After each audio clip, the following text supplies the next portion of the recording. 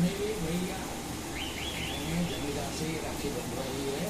जब से वो तुमसे मिली है ना तभी से मैं उसे अपनी बहन मानता हूँ। मैंने उससे राखी बंधवाई है। हमारे चेहरे पे क्या लिखो? मासूम।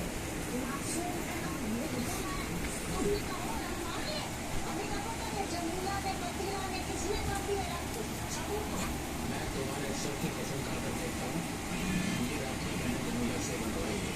अब तो मान जाओ।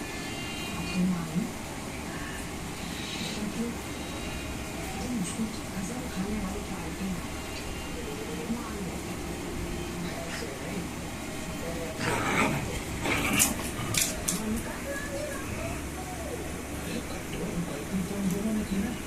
तुमने भी बिना सोचे समझे ये गोली लगाई हो तो मेरा रास्ता भी बना दे रखेगी। बात बताओ हमारे पति क्या? बस आपको